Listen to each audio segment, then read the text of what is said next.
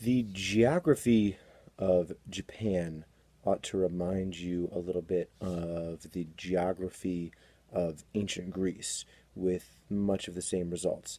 It's made up of many islands. You can see from the map here, I like a close-in map for this reason, that Japan is more than one island. It's a string of islands, and it's very mountainous. It's very mountainous on Japan. Well, less than half of it is farmable.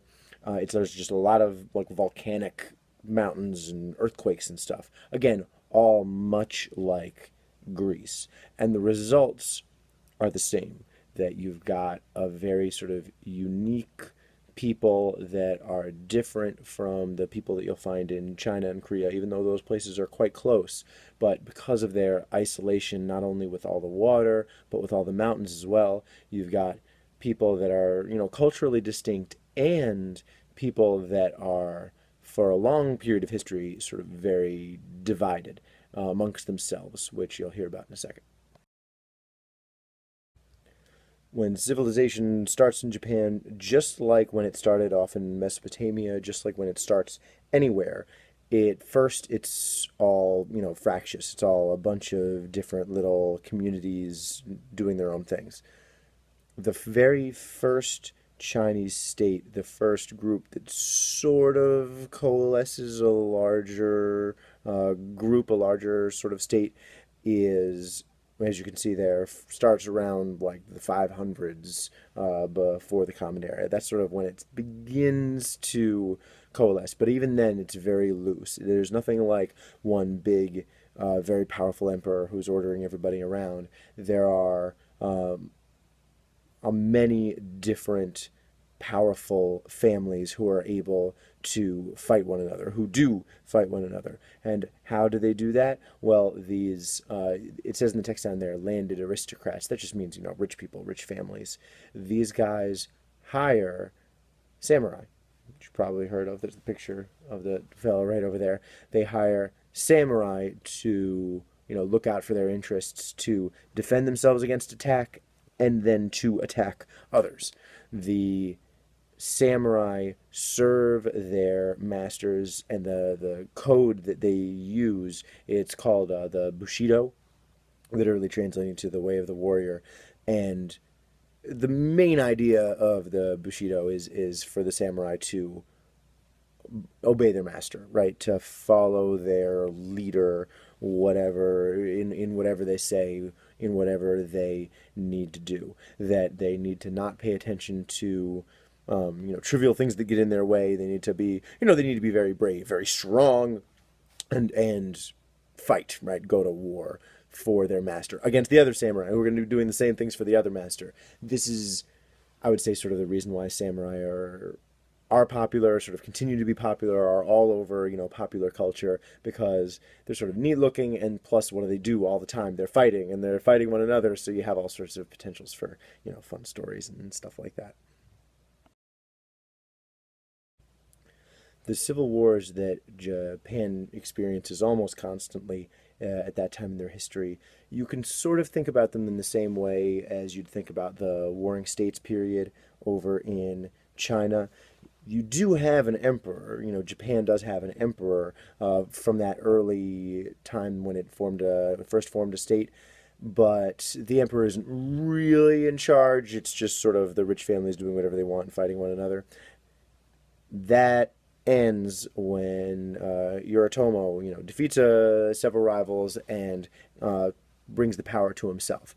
Interestingly, he doesn't sort of become the emperor. The emperor at that point had all become sort of intertwined in their religion, and it wasn't really something that you could sort of you couldn't really easily oust that person. But that's fine. The emperor is just sidelined. The emperor is not someone who makes any sort of political decisions. They're sort of like the Queen of England today, right? They're sort of a mascot, a figurehead. They don't have any political power. The political power under the shogunate, that Yoritomo sets up, the shogun, the military ruler, like the military dictator, they have all the power, and the shogunate is like the sort of name of their style of government, I guess.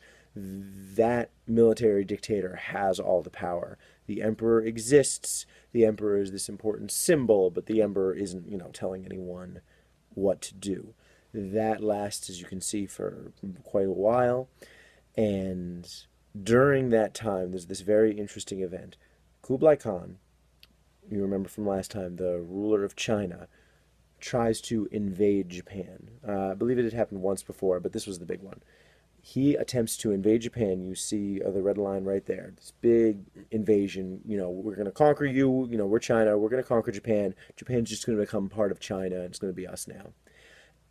They've got vastly superior forces, but they don't have very sophisticated, weather prediction technology. They got no satellites, so they have no idea what they're in for when the forces go out. They get hit by a typhoon, which is a very nasty storm, which wipes out their fleet, totally destroys them. They're like within sight of Japan, like they're almost there. They're almost ready for the big invasion, and this weather hits them, breaks all their ships. The few that do wash on shore, come up on the beach, and there's like a samurai right there looking down at them, takes care of them. The whole invasion is just totally destroyed, and Japan is not invaded again. They won't have to face another strong invading threat until World War II.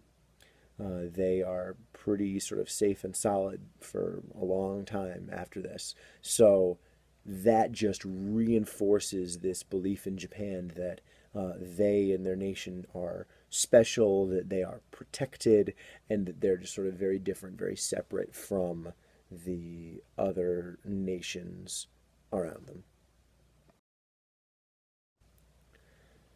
So they take care of the Mongols, they take care of the Chinese, they preserve their independence, but they still can't, save themselves from each other. People like to fight. So the Shogunate doesn't last forever, it goes down, and you gets replaced by, civil war again, by fighting again, sort of constant civil war. You still have the samurai in there, samurai fighting samurai, big battles and stuff.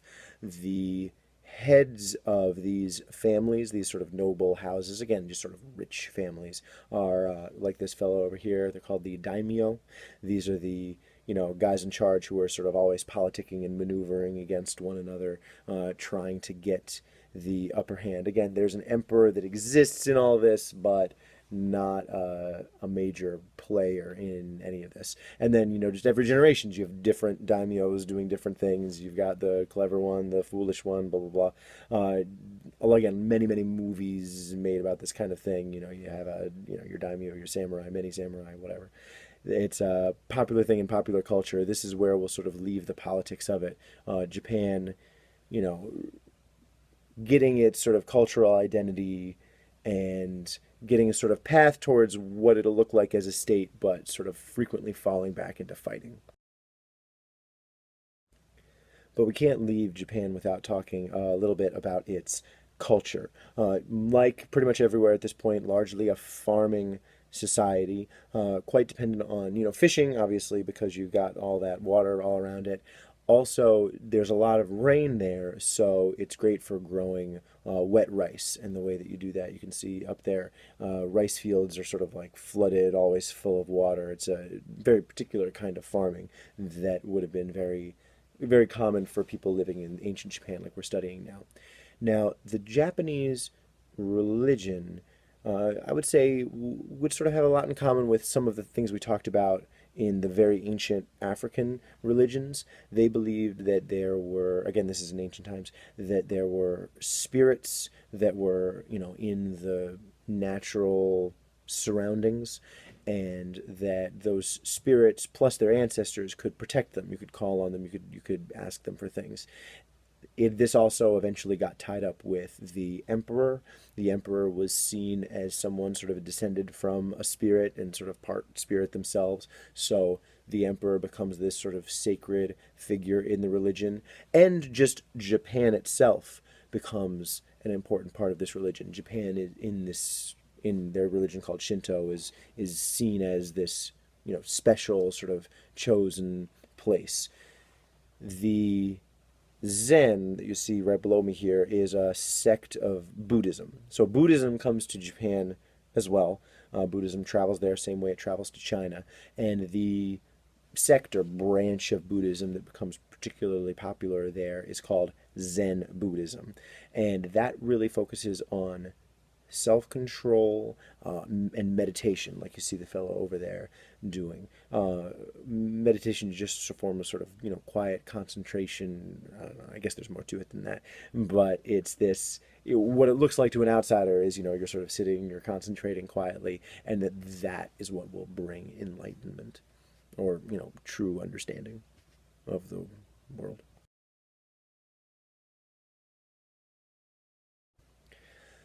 I'm not going to get too deep into the ancient politics of Korea. Just, you ought to know where Korea is, right? It's right over there. You have China, you have Japan, and then you have Korea. Korea starts off as like four different countries, and they fight, they unite. It's the whole thing. Just, just know it's about the size of Minnesota. There's a lot of mountains, and Korea is heavily influenced by China. China, owned it for periods of time in history, and then it would sort of go back and forth. They'd get their independence, they'd own it again. But Korea has sort of ancient ties to China, and we'll leave it at that.